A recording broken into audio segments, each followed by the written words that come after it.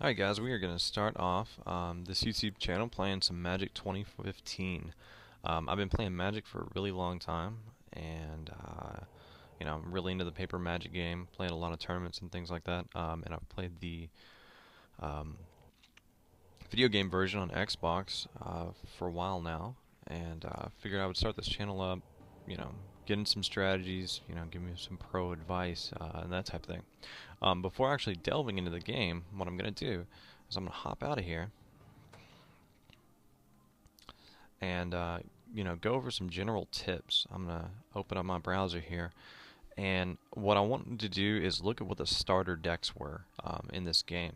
I went to Community, Wizards, Forum, Magic the Gathering Duels, Planeswalkers, Threads, 410, 7676. Look that up. You can check out the starter decks for this game. And basically what I want to do is look at, what would you do, if you're a beginner in the game, and what would you do if you're an advanced player? Which starter deck would you start off with, and which one's best to progress through the campaign? So let's look at the Freezing Winds deck. And basically the criteria that we're looking for here are good creatures, removal being, anything that destroys a creature or permanent. If you're new to Magic, stay patient with me. Feel free to ask any comments, about anything that I'm talking about. I'll be glad to explain as much as I can, and I'll try and get to everybody. Um, but basically, we're going to look through here and look for things that have multiple abilities. Like, this is a creature and it has lifelink, and that's okay. This is a creature that gives you the life. So this creature here, it's a 1/1 that has to deal damage. This creature's a 2/1, for one extra casting cost there, that already gives you the life. So technically, like, the Lone Missionary would be a little better. So we're just going to check out some balances of the cards and see what's up. I'm going to go through. The Nimbus Wings is a good card. The Raise the Alarm's a great card. Banishing Priest gets rid of a creature when it comes into play. So this is a 2/2 for 3, and it gets rid of another permanent. That's basically, top notch in this deck so far. The Attending Knight gives you 2 creatures for 3 mana. So, you're getting a bonus value there. You're getting 1 creature for 3 mana here, and it's a 1/4. So it's kind of, it's okay. It's really super defensive. Now, all creatures here, if you're very new to Magic, you have a casting cost on the top right, and that's how many lands you have to tap. So I would have to tap 2 non-colors and a white to be able to cast this. And then you have a power and toughness at the bottom right of the corner. And, to bring out the Standing Troops Soldier, that's what type of creature it is. It's a 1/4. That means its power is 1, and it can take 4 damage. So if I had, a 4/4 versus a 1/4, the 1/4 would deal, only 1 damage to a creature, and the 4/4 would end up winning out of that. Anyway, continuing on, we have an Assault Griffin. That's a 3/2 flyer. Flying basically says, I can hit my opponent's life total, in sort of an evasive way. Only flyers can block flyers, and non-flyers can't. So the Standing Troops, for instance, couldn't block my 3/2. But the 3/2 could block the Standing Troops. So continuing on with the strategy, Angelic Edict says we can exile a target creature enchantment. That's get rid of it permanently. For 5 mana, it's pretty good. So there's some removal. So far the best cards are Raise the Alarm, Banisher Priest, and Angelic Edict. The Triplicate Spirits, it gives us 3 1/1 white creature tokens, and we can use other creatures to tap them to sort of lower the cost of this. I know the cost is 6, which is pretty high for 3 creatures, but we can lower the cost, so that's pretty good. As far as blue, we have 0/4, not really that good. This returns a creature, but they can recast it next turn, so it's not entire removal. It's like semi-permanent removal. Military Intelligence gets us some extra creatures. When we attack with creatures, it gets some extra cards to continue attacking with more creatures. So it builds consistency. This is a really good card, but if we're not built around this card, it's not very good for us. 1/3 Nullify counters a creature. Countering means that it just completely gets rid of it. When a player casts a spell, when they cast that spell, you have an opportunity to prevent it from coming into play. That's what countering is. It prevents a creature from coming into play. You know, so if you were to play that Griffin there, that 3/2, and I don't like it, I'm just going to counter it out as you're playing it and say, nope, goes to the graveyard, it dies. 2/2, it taps a creature an opponent controls, but again, that's temporary. It doesn't get rid of it. A 2/2 flyer, this is fine. 3/2 flyer, this is great. This is just like our Griffin up there. Target player draws 2 cards. Card advantage is huge in Magic the Gathering. Basically, if I can draw, you know, usually if I can draw 5 more cards than you throughout a game, I'm almost guaranteed to win. Card advantage is huge because it gives you way more options than your opponent. And if I have a bunch of options and you don't, you're just going to lose. That's all there is to it.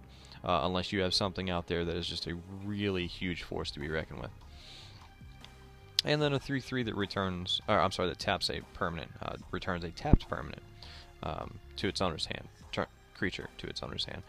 So that's semi-permanent removal, and it's conditional. So that creature has to be tapped. So right here, you know, we basically got about 4 good cards out of this. I'm going to go through this a little bit quickly now, because we're going to see a lot of the same things. The Pridemate's new. If you gain life, he gets bigger. So this makes more sense. This Caracal has lifelink with the Pridemate and the Lone Missionary. That would make that Pridemate bigger per turn. And when you put a 1/1 counter on it, it would become a 3/3. And then you could put another one on there and it would become a 4/4. So every instance of life gain makes this guy bigger. So this is pretty much the best card that we've seen, other than the Banisher Priest and the Angelic Edict so far. Again, we have Nimbus Wings, Raise the Alarm, Attendant Knight, Standing Troops, Assault Griffin. We've seen all these so far. So already, just because of the difference between the Pridemate, you know, compared to, let's see, what did we get up here? The Banisher Priest. So we either have Banisher Priest or the Pridemate, so it's kind of our choice. Banisher Priest is a little bit, you know, more solid, but this guy's going to get bigger. So if you want to deal damage, this is sort of the way to go.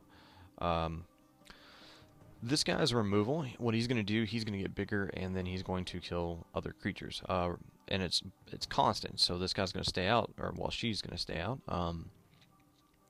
so long as nothing takes her off the board. So any type of permanent removal is pretty good. The thing with black, though, is black, you sort of have to pay for power. So you have to pay life to make this card bigger, to be able to remove counters, to be able to destroy a creature. This Cultist is a 1/1. When you sack it, you know, target player loses life and you gain life. It's really not a big deal. It's a 1/1, and that's really all it's going to do. Child of Night's 2/1 lifelink. So Child of Night with Pridemate works as well. So as far as synergy of a deck, you know, how well the cards within a deck work together, so far the black-white doesn't look too bad. We have a standard 2/2. We have a 3/1 that puts some stuff in our graveyard for us. We have a 1/1 that gets bigger for every creature we sacrifice, and some choosing a player to discard a card, or discard cards. This one here is a 3/2 Intimidate. Intimidate means that whatever the color of the creature is, since this creature is black, it can only be blocked by black creatures. Well, and artifacts, excuse me. This is a 4/3 that becomes a flyer. Now that's actually really huge. A 4/3 flyer is a monster of a creature, and you have to pay 2 life. But if I'm paying 2 life and hitting you for 4, you know, I'm getting good value out of that. And Flesh to Dust, destroy target creature, it can't be regenerated. That says blow a creature up. You really kind of can't get much better than that so far. So really, just based out of these 2 decks, between the white-blue and the white-black, we have a much better deck in the white-black, just overall. Continuing on, you're going to see a lot of these same ones. You know, all this is pretty standard stuff. Everything I've said before already applies. 1/1 that gets bigger as other red creatures come out. Well, half your deck is white and half your deck looks red. So, you know, he's kind of good. He'd be really good in a mono red deck. That means just, you know, red and nothing else. Shocks. It deals 2 damage to target creature or player. That means I can deal it to your life total, or I can deal it to a creature. and that's removal. And there's no condition on it, so that's awesome. Kiln Fiend, whenever an instant or sorcery is played, it gets +3/+0. So this becomes a 4/2, and then if I play a second instant or sorcery, it would get an additional +3/+0, bringing it up to a 7/2. So this card is phenomenal, actually. The thing is, you have to build around it. If you don't have a lot of instants and sorceries being played, he's not great. But that being said, you just played some shocks, and the following card is Krinko's Command. This is a sorcery that gives you 2 creatures, so that plays a pretty good synergy right there together. 4/1. This is gonna die to 1/1s, but it hits hard. So if there's nothing on the board, he's amazing. If there's any other creature on your opponent's side, he sucks.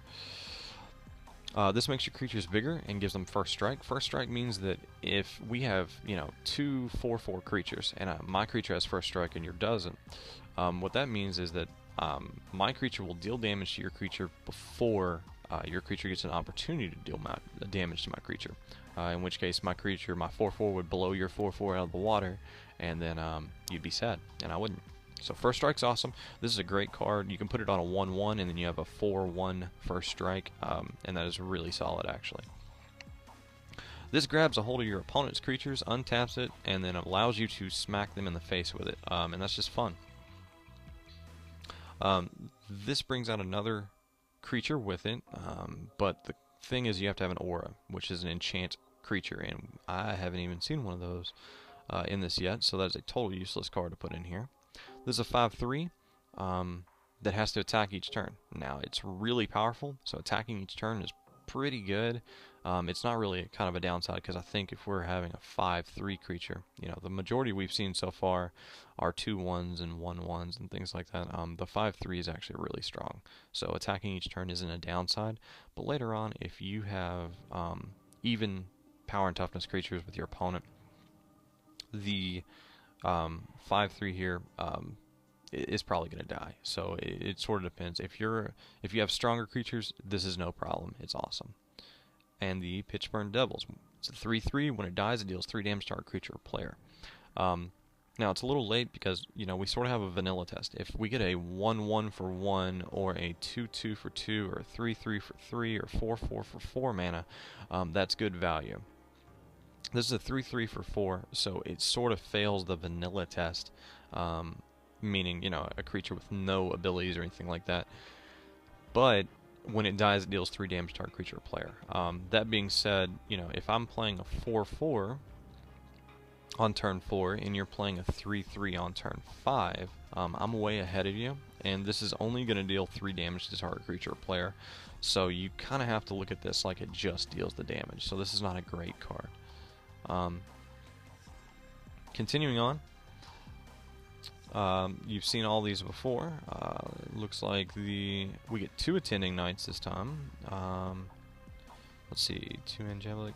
Oh, Seraphim S is the new one. This says it gets bigger for each creature that's in play. So if I have 10 creatures in play, this is a 10/10 flyer. It also has Convoke, meaning that however many creatures I have in play is going to lower its casting cost if I tap them. So if I have 3 creatures in play, this only costs 4, and it would count itself as one of the creatures that are in play. So that would be a 4/4 flyer for 4 mana, and that's an extremely great value. This is probably the most aggressive, best card that we've seen so far. Green. Let's see. We've got a 1/1. He's semi-unblockable. Creatures with flying or reach can block him. This is a 2/1 that produces other 1/1s. That's not a bad value when we have nothing else to do. 1/1 that brings in a token, so this is basically a 2/2 for 2. 2/1 for 2, but he's semi-unblockable. Titanic Growth gives a creature +4/+4. That's good because it's a combat trick. So basically, if you're at 5 life and I have a 1/1 and I swing across the board, I can, give it +4/+4 and take you down to 0. Also, I can make my creature bigger than yours and things like that. These next 3 cards are very good. The Advocate of the Beast is a 2/3. So it's really strong and has a really big butt on it, basically, so it's not going to die. And it makes beasts bigger. So every at the beginning of every end step, so at the end of your turn, you put a 1/1 counter on target beast you control. So this next beast is a 3/3 with hexproofed. Hexproof means that they can't target it. So what we'll have there is a 3/3 that you can't target with things like destroy target creature. And the Advocate of the Beast is going to make it bigger every turn. So it's a 3/3. At the end of turn, it's a 4/4. At the end of next turn, it's a 5/5, 6/6, 7/7. So this thing is just going to get bigger and bigger and bigger, and that's a really cool play. The Hunt of the Week, basically what this does, it puts a 1/1 counter on a creature you control, and that creature fights the other one. So if I have a 3/3 and you have a 2/2, I would make it a 4/4 and then destroy your 2/2. 5/3 Trampler. Trample means that if this creature is blocked, whatever excess damage past whatever toughness your creature has is going to trample over to the life total. So if you have a 3/3 and I have a 5/3, 3 points of damage hits your creature, and the other 2 from the 5 are going to trample to your life total and deal some damage to you. Siege Worm is a 5/5 Trampler, and it has Convoke, the same as the Seraph of the Masses. So far, as far as synergy, I think the white-green and the white-black are the best decks. That being said, we get a lot of repeats, so since we have blue-black here, we're repeating a lot of things. We have something here that says prevent all damage to it, so it's a really defensive creature.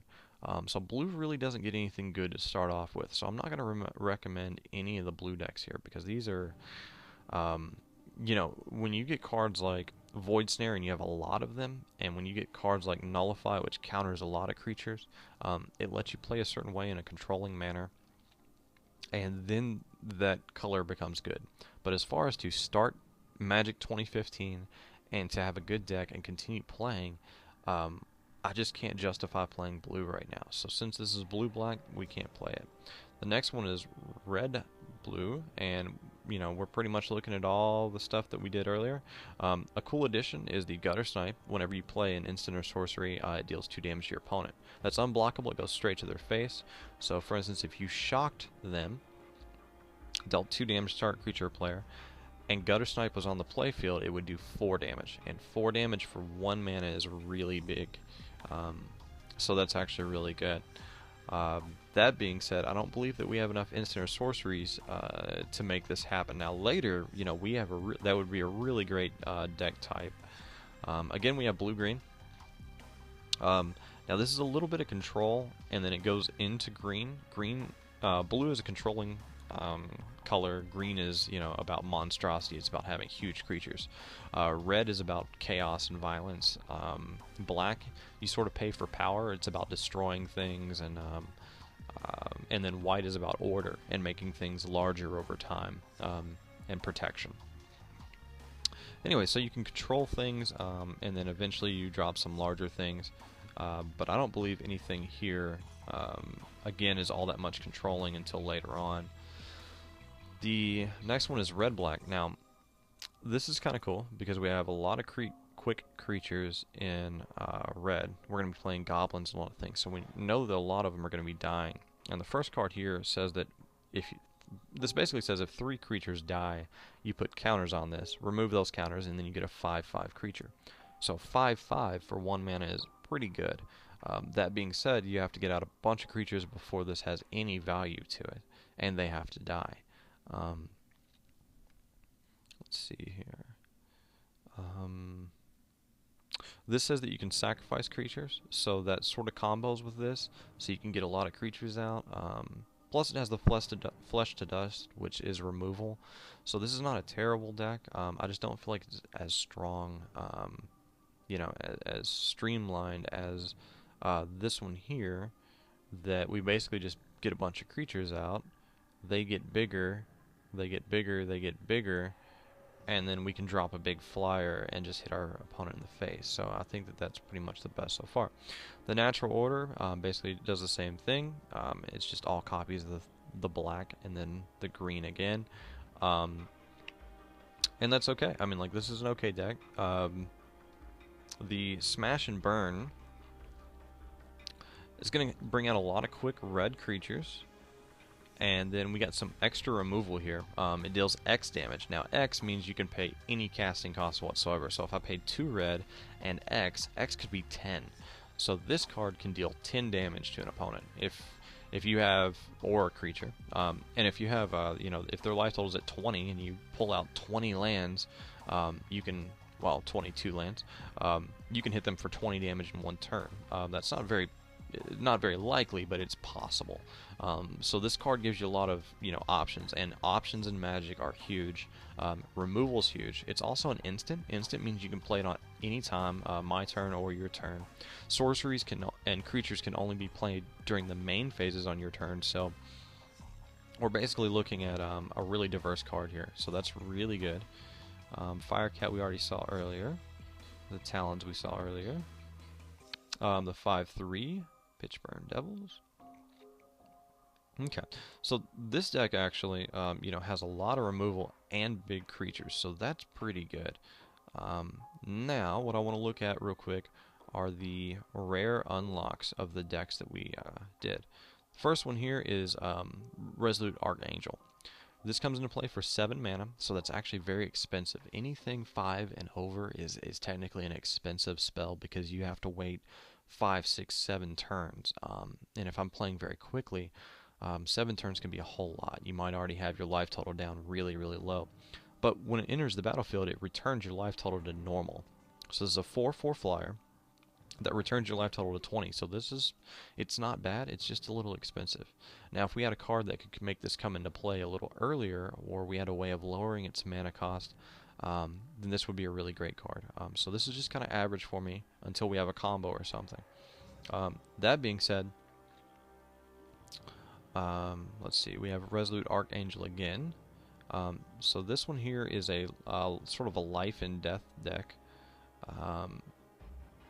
Let's see, we have, yeah, we're just gaining life and, you know, trying to deal as much damage to them along the way.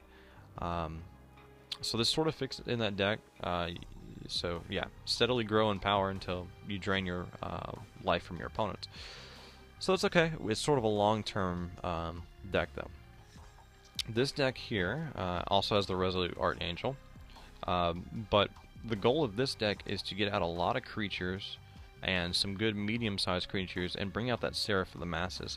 So the Resolute Archangel doesn't exactly, you know, apply to that deck strategy. The next one here is a Phytotitan, and Phytotitan is a 7/2 that every time it dies, it comes back into play. So it kind of can't die ever. So it's a really good late game thing. So after, you know, we've dealt a bunch of damage and everything, we have something that will continuously come back. That being said, it's a 7/2, so the 2 toughness is very weak. A 2/2 creature can kill this. So it's not the best card. It doesn't exactly apply. Let's look at the Chaos and Order deck. There was an Indulgent Tormentor. This is the best rare that you get after you're finished with the tutorial. These are all tutorial unlocks, so once you finish the tutorial of the game, you unlock one of these cards depending on what deck you chose. The Indulgent Tormentor is a 5/3 flyer, and then at the beginning of your upkeep, you either draw a card, or your opponent sacrifices a creature, or they pay 3 life. So that's good no matter what. You know, I'll be glad to draw a card, I'll be glad for you to sacrifice a creature, or I'll be glad for you to give me 3 life, and I have a 5/3 flyer in the air. So this is actually the strongest card, you know, as far as our unlocks. And it looks like that is the only deck that gets it. Maybe the Cruel Denial? Yeah, and Cruel Denial gets it as well. So that being said, so far, white-green,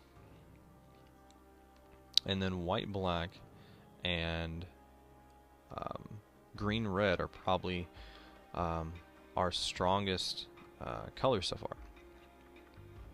So let's see what happens. Throughout the game, you go through planes, and the first plane that you come across is Innistrad. So basically, we will be playing in this plane and unlocking cards along the way. The first section here is white. Now we won't be unlocking these in order of color or anything, but this sort of gives us, you know, an idea. Like if you're going to open up a random treasure chest, you know, what cards do you stand to kind of pull from it? We have a 2/2 that produces 1/1s. So if you think back to our white deck that needs to produce a lot of creatures, it's a 2/2, and then it can produce extra creatures. This guy says that every time another creature enters the battlefield, and its power is 2 or less, you can pay 1, and if you do, draw a card. So that gives you card advantage, and it lets you drop a whole lot of creatures. So that really, really, really synergizes with that white-green deck that brings out the Seraph of the Masses. Resolute Archangel, we talked about that. Seance is a way of getting that card into play for free. If the Resolute Archangel is in your graveyard, during your upkeep, you can exile it, put it into play, and then that creature is going to be copied, and then its ability is going to take effect. So we put a copy into play for free, and then it would raise our life total. Now that being said, it's going to exile that creature afterwards, so we won't get to really benefit from it, but we do get to gain the life. Righteous Blow is removal. It says deal 2 damage to target attacking or blocking creature, but it is conditional removal. It means that, you know, it's not like Shock that we saw earlier in red, where it just deals 2 damage to target creature or player. This says it deals 2 damage to target attacking or blocking creature. So it's conditional. This gives all your creatures 1/1 when you sacrifice it. So if you have a ton of creatures in play, you know, you get a lot of value out of this. If I have 5 1/1s, all of a sudden I sacrifice him and I'm attacking for 10. That can be a scary thing. Seraph of the Masses, we saw it earlier. So this was an extremely good card in that deck, and we have the ability to get it in the plane. We saw this earlier, well, we didn't see this earlier, but this is not really a big deal. It's 3/5 for 5. It sort of barely passes the vanilla test, maybe, not really. As far as blue, makes your creature unblockable for a turn. 2/3. Let's see, put cards in a graveyard. This counters. Now, counters are good, especially rare counters. And then it says you can play a non-land card from your hand that shares a card type. So if you play a creature, and then I use Counterlash to counter that, then I can play a creature and put it into play for free, which is good. But the thing is we need control to get us to 6 mana, and if otherwise we just need a really good counter spell that counters on turn 2 or 3, and so this is kind of weak right now until we build around it. This, you know, for temporarily lowers the creature's power, and then we draw a card. Not really a big deal. Now this says all creatures your opponent's control get smaller, so this can technically be removal if we're doing a creature combat, so this is not bad. But again, we have a 3/2 flyer, which is good. 2/1 flyer for 3 that taps or untaps creatures. Now this is actually really controlling. This is probably the best card that we've seen out of blue so far for our purposes. But really, white, you know, is getting a ton of good cards. Blue is just not at the beginning of the game. This guy's good. The more we build around him, the better he gets. He can get huge. Deadweight's good. It's removal. You enchant. This is the first aura we've seen. You enchant an opponent's creature, and it lowers that creature's power and toughness. Gristlebrand is phenomenal. That being said, it is a high casting cost, so we have to figure out a way of getting it out early to get really good value of it. But it's a 7/7 flyer, which is awesome, with lifelink, so we gain every bit of life that we deal, or every bit of damage we deal, we gain that life, and then we can pay life to draw cards. So this, you know, I said card drawing's awesome, evasion and flying's awesome. This thing's great. The only thing that's not great is its casting cost. With the Seraph of the Masses, if I have 6 creatures out, and then play a Seraph of the Masses, I can play the Seraph of the Masses for 2 white mana, or I'm sorry, for 1 white mana actually, and then your Gristlebrand, you still have to cast it for 8. So I can get out a 7/7 flyer here for 1, basically. I have to tap the creatures, and then you could get this out for 8. So you really have to build around this card. So it's not great, where the Seraph of the Masses is kind of kicking butt right now. Nightmare. This is only good in a mono black deck. Every swamp you play makes it bigger and bigger. You're going to have 6-7 swamps out to, you know, make it really good. It's okay. It's not good. The Sanguine Bond, however much life you gain, target opponent loses that much life. As you're starting to build that life-gaining deck, the white-black one, this would start getting good, but as of right now, it's not. We can't really build around this yet. Tribute to Hunger, its removal, it's good. Target opponent sacrifices a creature, and then we gain life equal to their toughness. The thing is we can't control which creature that they sacrifice.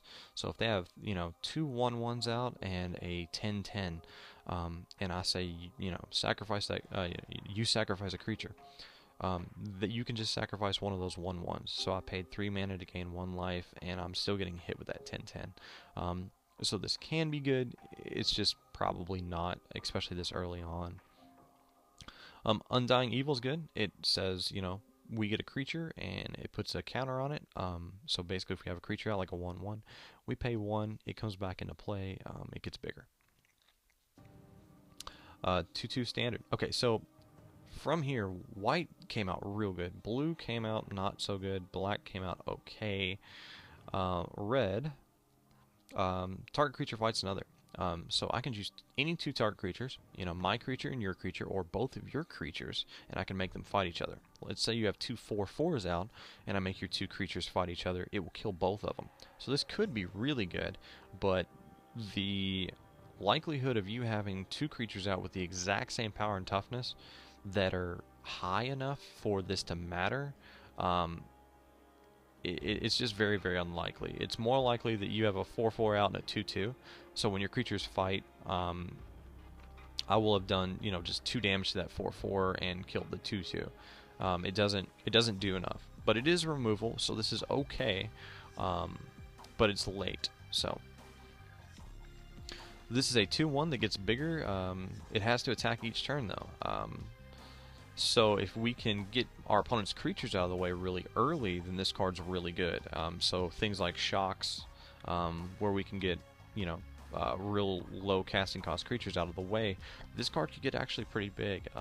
But without that, it's just going to die to a 1/1. So it could be really good, but we have to make sure to play around it. The Charmbreaker Devils, this card is awesome. This is probably one of the best cards in the game. It can shut down your opponent's decks. I've built decks. Like I said, I've already been playing this game on Xbox 360 and Xbox One, and now I'm actually doing screencasts. So I'm doing this on Steam. But this card basically, every upkeep you return an instant or sorcery at random from your graveyard.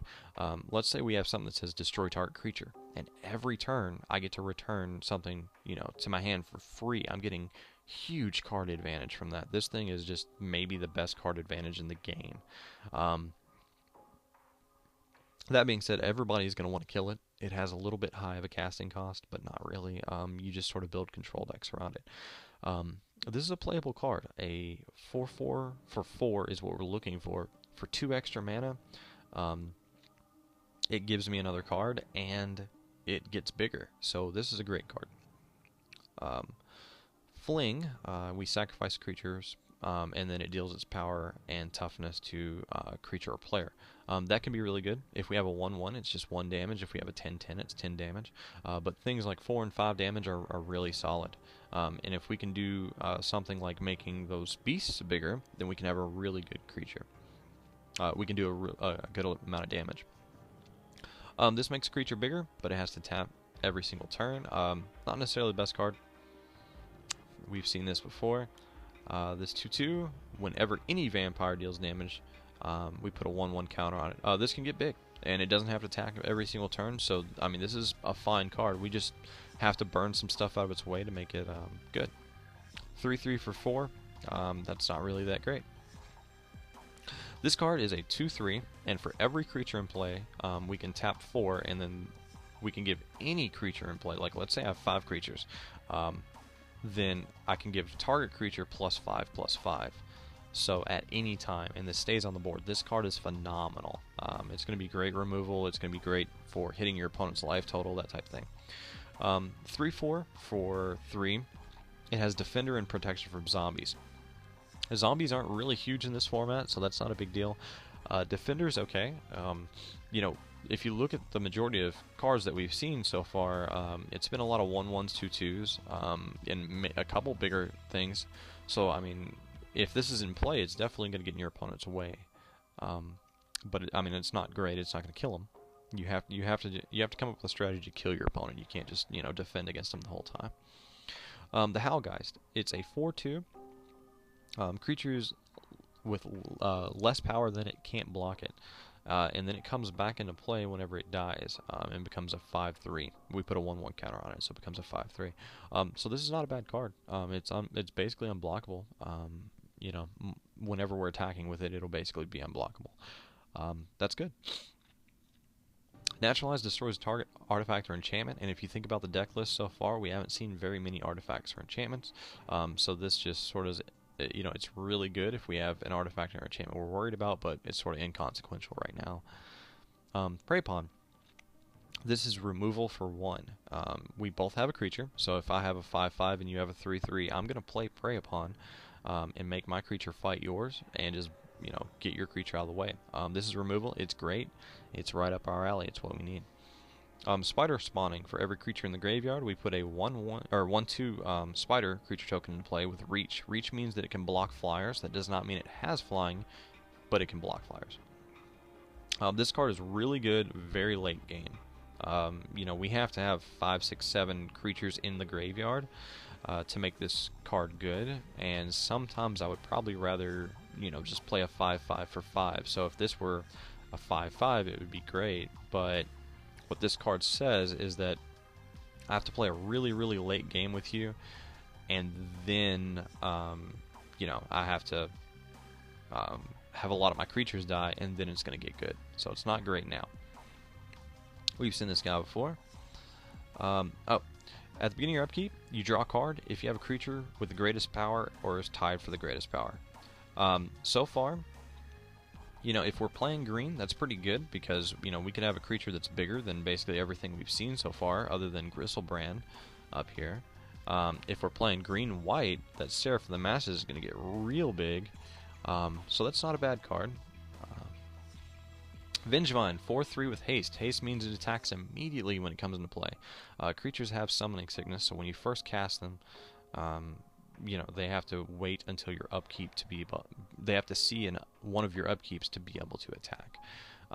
It comes in with haste, and then if this creature's in the graveyard and you play 2 creatures, it comes into play for free. So let's say you attack with it, your opponent kills it, and then you drop 2 creature spells. Then it comes back into play for free. So this card is phenomenal. Wandering Wolf, we've seen before. The Cobbled Wings is an equipment. It gives our creatures flying. Creepy Doll is indestructible. It cannot die.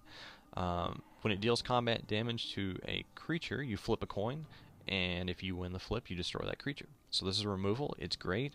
It will stop your opponents from attacking. Elixir of Immortality. Let's see. You gain life, you shuffle it and all your graveyard into your library. So if you're getting real late game or something like that, this is good. It's also life gain. It's okay, but like I said, we really want to think about ways of removal and good creatures to start our game off. Okay, so let's think about what all we just saw.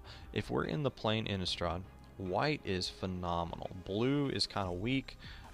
Black is semi-good, and then red and green really come out ahead. So, what I'm going to say to start off this game is that if you are a...